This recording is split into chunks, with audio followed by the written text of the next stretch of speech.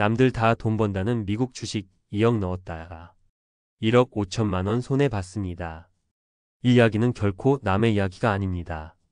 최근 한 언론 보도에 따르면 우리나라 투자자들이 가장 많이 사들인 미국 주식 상위 10개 종목 중 무려 88%가 손실 상태라고 합니다. 마이너스 65.13%, 마이너스 84.7%.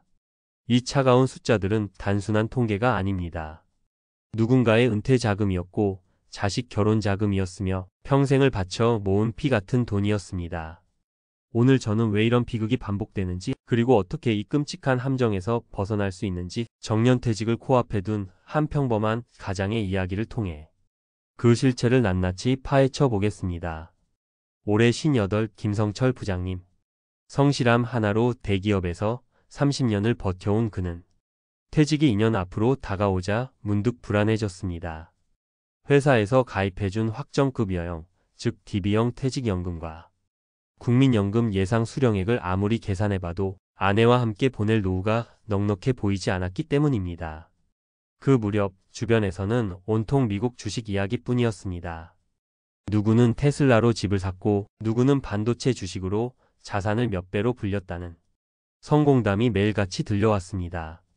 나만 이렇게 바보처럼 뒤처지고 있구나. 초조함은 눈덩이처럼 불어났습니다. 결국 그는 마지막 승부수를 던지기로 결심합니다. 전문가들이 수익도 2배지만 손실도 2배가 될 수 있다고 경고하는 레버리지의 위험성은 애써 외면했습니다.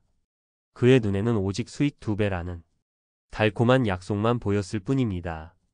그는 퇴직금, 중간정산금과 비상금으로 모아둔 2억 원을 모두 끌어모아 당시 가장 뜨겁다는 미국 반도체 지수 3배 추종 ETF와 테슬라 2배 추종 ETF에 전부 쏟아부었습니다.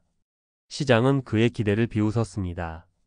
잠시 오르는가 싶던 주가는 끝모를 나락으로 떨어졌습니다. 계좌의 파란 숫자를 볼 때마다 심장이 철렁 내려앉았습니다. 이성을 잃은 그는 손실을 만회하겠다며 추가 대출까지 받아 주식을 더 사들였습니다. 이른바 물타기였습니다.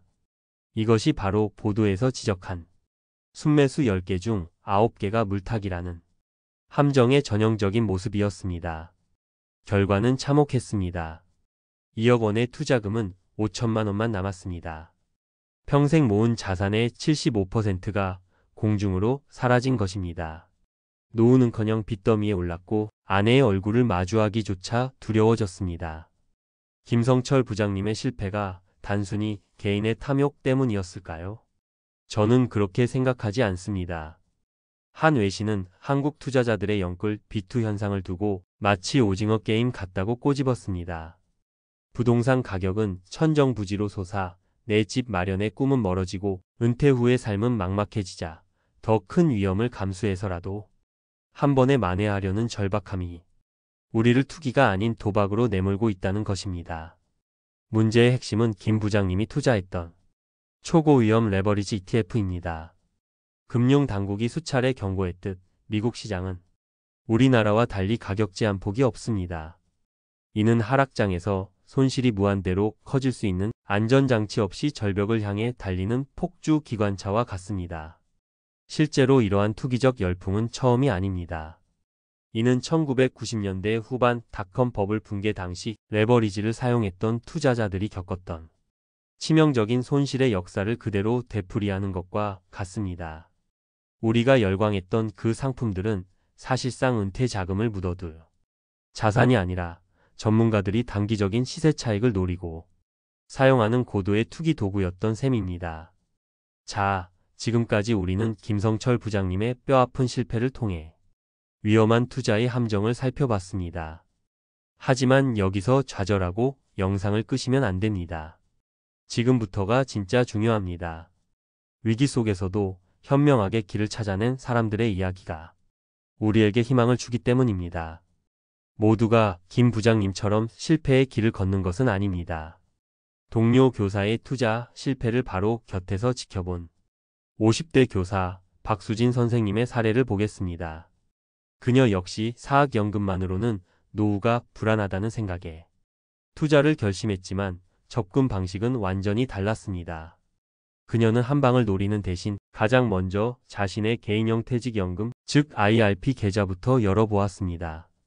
그녀는 레버리지 상품이 아닌 미국 S&P 500이나 나스닥 100 지수 전체를 추종하는 우량 ETF를 선택했습니다. 그리고 IRP 계좌와 연금저축펀드 계좌에 나누어 매달 월급날 정해진 금액만큼 기계적으로 사 모았습니다. 시장이 하락할 때도 공포에 질려 팔거나 무리하게 물타기를 하는 대신 정해진 원칙에 따라 꾸준히 매수하며 오히려 평균 매수 단가를 낮추는 기회로 삼았습니다. 이것은 투기가 아닌 시간에 투자하는 가장 정직한 방법이었습니다. 결과적으로 박 선생님의 자산은 시장의 등락 속에서도 장기적으로 꾸준히 성장했고 연 900만 원의 세액 공제 혜택과 운용 수익에 대한 과세이연 효과까지 덤으로 누리면서 그 누구보다 안정적이고 든든하게 노후를 준비하고 있습니다. 여러분이라면 김성철 부장님과 박수진 선생님 두 사람의 갈림길에서 어떤 선택을 하셨을 것 같나요? 그렇다면 우리 역시 박 선생님처럼 도박이 아닌 준비를 하기 위해 무엇을 해야 할까요? 오늘 당장 실천할 수 있는 4단계 행동 지침을 제안합니다. 첫째, 나의 노후 안전망부터 점검하십시오. 투자는 가장 나중의 일입니다.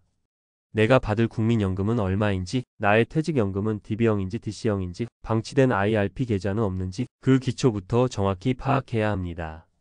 내 노후의 기초가 얼마나 튼튼한지 모른 채 지붕부터 화려하게 올리려는 것만큼 어리석은 일은 없습니다. 둘째, 레버리지와 인버스라는 단어를 경계하십시오. 이름이 어렵고 복잡하면 일단 피하는 것이 상책입니다.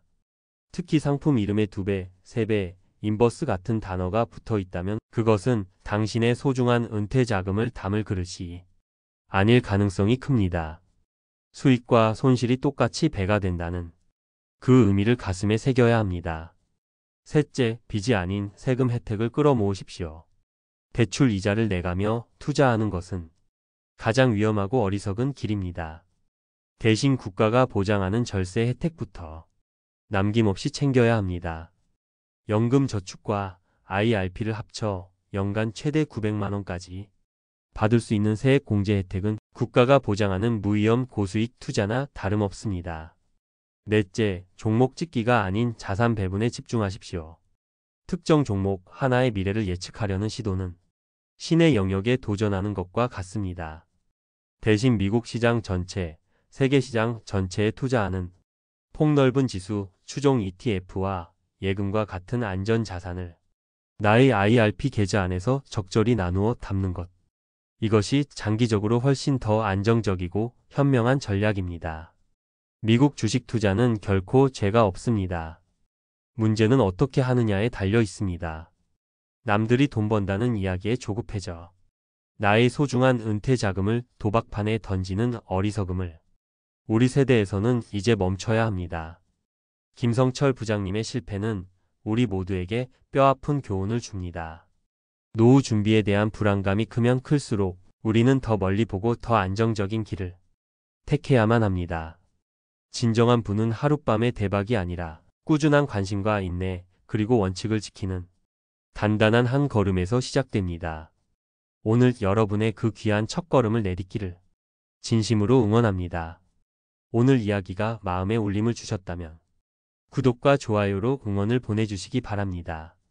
또한 비슷한 고민을 하고 계신 분들이 있다면 댓글을 통해 서로의 지혜와 용기를 나눠주시길 부탁드립니다. 여러분의 소중한 경험 하나하나가 누군가에게는 등불이 될 수 있습니다.